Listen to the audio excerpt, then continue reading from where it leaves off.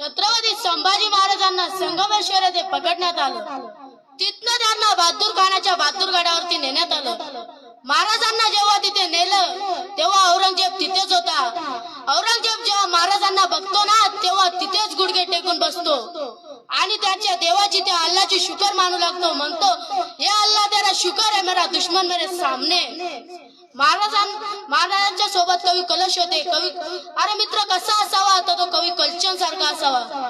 महाराज कवी कलचनला म्हणतात, कवी कवी आहात आपण, मग हा खाली बसला या प्रसंगावर काही सुचते का कविता? कवी कलशला वाटलं आपल्याला पकडलंय, आपल्याला आता माहित नाही आपल्याला जिवंत ठेवतात का मारतात। तरी महाराज म्हणतात, काय सुचते का कविता? महाराज महानच आहे। कवी कलश म्हणतात, सुचते ना। महाराज म्हणतात, मग म्हणा मग। कवी कलश म्हणतात, हो राजे तुम हो साजे, क्या लढे वो जंग, देख तुम्हारा तेज तकत औरंग। अहो राजे तुम्ही काय लढला जंग? तुमचं ते शौर्य तुमचं ते धैर्य बघून औरंगजेब सुद्धा गुडघे टेकून बसलाय। औरंगजेब म्हणाला, चुप, बिलकुल चुप, इन्हें यहाँ से ले जाओ। महाराजांना दुसरीकडे नेण्यात आली आणि बांधण्यात आलं। पहिली शिक्षा सुनावण्यात आली ती म्हणजे महाराजांचे डोळे काढायचे। और ज्या डोळ्याने सह्याद्री पर्वत बघितले, सह्याद्री पर्वताच्या रांगा बघितल्या, ते डोळे आता राहणार नव्हते।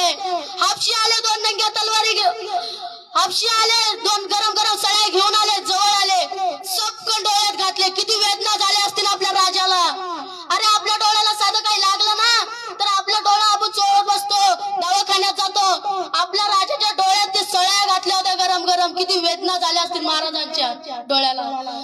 जेव्हा बाहेर काढले ना काहीच राहिलं नव्हतं डोळ्यात, फक्त आणि फक्त रक्त रक्त वाहत होतं। हापशी तिथनं गेला आणि औरंगजेब त्याला विचारू लागला, कुछ कहा हो, कुछ कहा उसने, चिका होगा ना, तड़पा होगा ना।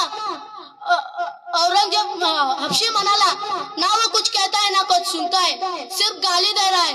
औरंगजेबाला राग आला आणि औरंगजेबाला दुसरी शिक्षा सुनावली, ती म्हणजे महाराजांची जीभ कापायची।